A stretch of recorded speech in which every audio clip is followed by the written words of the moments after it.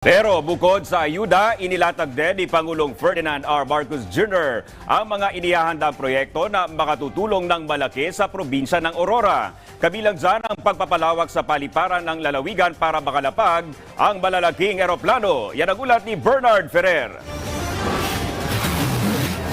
Ibinida ni Pangulong Ferdinand R. Marcos Jr. ang malalaking infrastructure projects ng pamahalaan sa lalawigan ng Aurora. Kasunod ito ng pamamahagi ng mahigit 140 milyong pisong ayuda para sa mga magsasaka at mangingisda na naapekto ng El Nino sa lalawigan.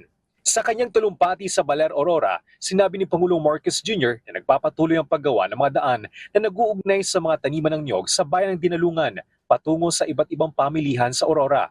Halos kalahati na rin ang natapos natin sa pagpapagawa ng Ningalan-Baler Road Project na nakakahalaga ng mahigit 4 bilyong piso.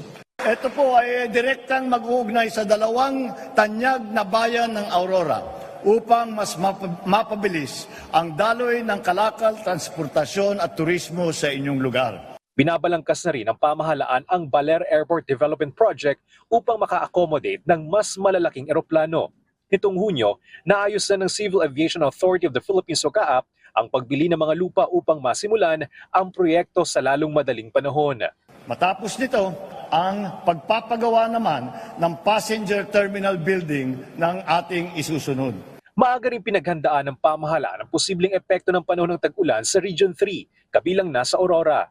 Natapos na rin ang Agwang River Flood Control Structure Project sa Baler. Ito po ay makakatulong upang mapigilan ang matinding pagbaha at malaking pinsala na dulot ng pag-apaw ng Agwang River. Naihanda na rin ng pamahalaan ang relief supplies na nagkakalaga ng mahigit 180 milyong piso sa iyon. Samantala, hinahanapan na rin ng solusyon ang mga inabandonang proyekto ng Aurora Pacific Economic Zone o APECO na nagkakalaga ng halos 800 milyong piso. Kasalukuyan natin inaaksyonan na po ang ating APECO President at CEO na si Hil Taway IV at napagdesisyonan na itigil at i-rebid ang mga kontrata upang tuluyan ng matapos ang mga proyekto sa lalong madaling panahon. Pinasalamatan ng lokal na pamahalaan ng Aurora si Pangulong Marcos Jr. sa pagbibigay prioridad niya sa lalawigan. Bernard Ferrer para sa Pambansang TV sa Bagong Pilipinas.